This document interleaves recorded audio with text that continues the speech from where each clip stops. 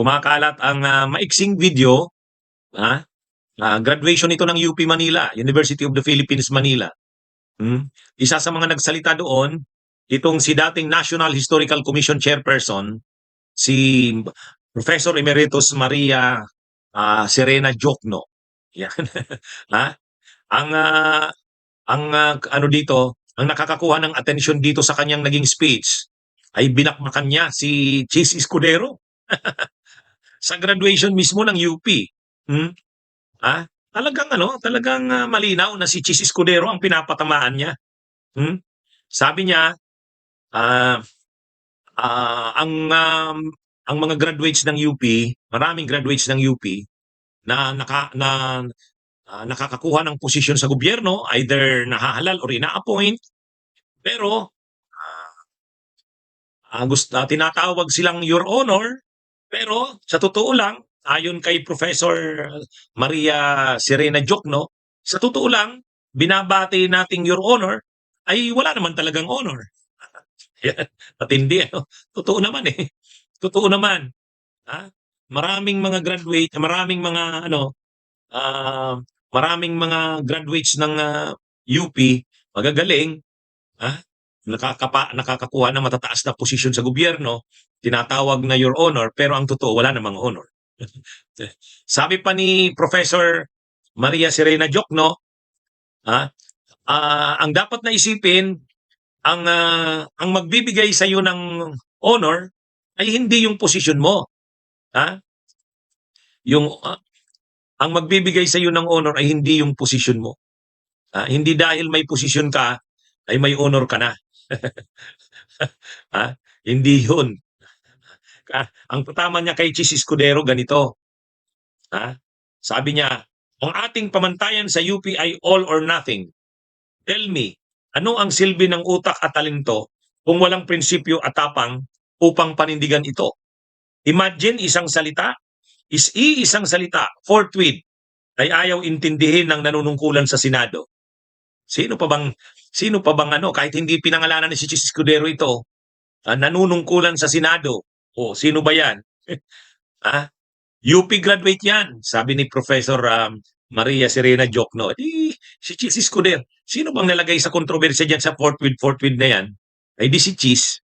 O nga naman, napakasimpleng salita, forthwith. Graduate ka ng UP, hindi mo alam ang ibig sabihin ng forthwith. Kung ano-ano pang palusot. Hindi daw malinaw kasi kung ano yung, dapat daw kasi ang ginamit na lang sa konstitusyon ay immediately. Ang totoo doon, walang prinsipyo nga naman si Chis Escudero. Walang prinsipyo. Binabaluktot niya ang mga termino, kung ano-anong mga palusot niya, pero ang totoo wala siyang prinsipyo. Kaya tama yung sinabi ni Professor Maria Serena Jokno. Anong silbi ng utak? O sabihin matalino ka. Anong silbi ng talento? O sabihin magaling ka. Kung wala ka namang prinsipyo para panindigan ito. O yan. Matindi. Bakbak talaga. Mahaba-haba yung yung video na yan. At matindi yung reaksyon ng audience. Sang-ayon talaga sila sa mga pinagsasabi ni Professor Maria Serena Jokno. Kumakalat yan ngayon sa social media. Ang ating pamantayan sa UP ay all or nothing. Tell me, ano ang silbi ng utak at talento kung walang prinsipyo at tapang upang panindigan ito? Imagine, isang salita,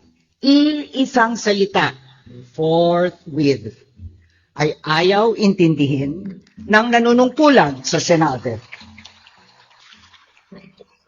UP graduate, At binigyan pa ito ng bagong kahulugan. Hindi agad, forthwith, kung hindi 4 na buwan makalipas. O dili kaya kapag may panahon pa ang Senado. Dagdag niya, kasalanan ng mga gumawa ng ating saligang batas ang di umano'y kalabuan ng salitang forthwith. Dapat daw, sa halip nito, ginamit ang salitang immediately. What utter nonsense.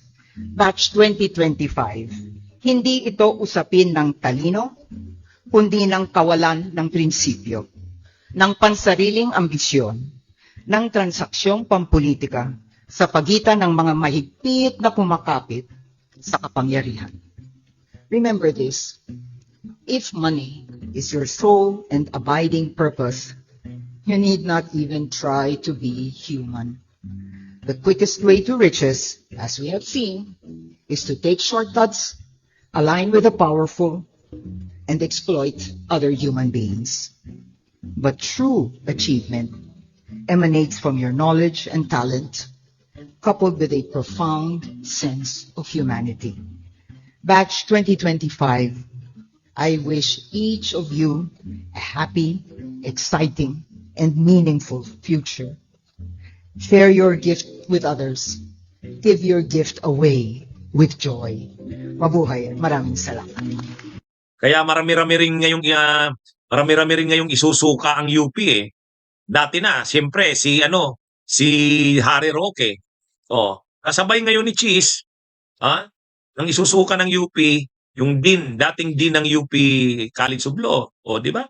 Ang ngayon, kontrobersyal si Marvic Lunin. Ano yan? Dating dean ng UP College of Law yan.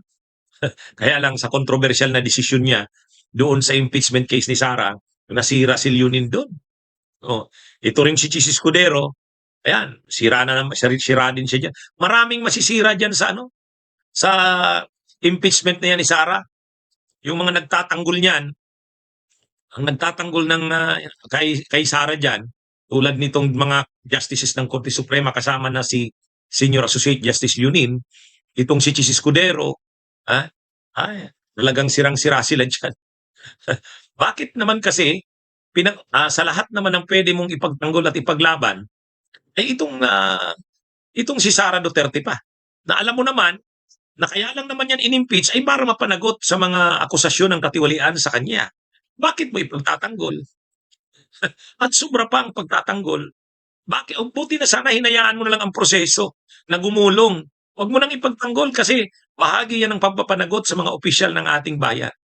Bakit mo ipagtatanggol? Ang dapat yan, kung hindi ka man kampe, ay kung hindi ka man sangayon, na dapat siyang i-impeach, di sabihin mo na lang, hayaan natin, pag ididepensa naman ng Vice President ang kanyang sarili, bibigyan naman siya ng due process dyan.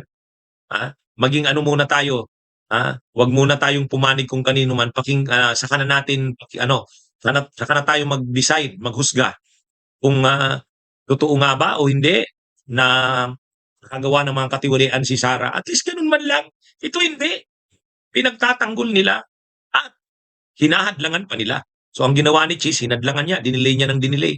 Ang ginawa naman nila Lunin, nag-imbento ng mga bagong konsepto, mga bagong jurisprudence, mga bagong doktrina. Ang problema yung mga bagong doktrina na yan, ang problema yung mga ginawa ni Cheese, hindi para sa pagpapanagot sa mga tiwaling opisyal ng bayan, kundi pagsalag pa sa kanila, pagtanggol pa sa kanila, balik. Hindi nga naman ganyan ang mga prinsipyong itinuro ng UP sa kanila. Kaya talagang hindi mapigilan ni Professor Maria Serena Diokno na bakbakan si Chis Escudero sa mismong graduation ng UP Manila.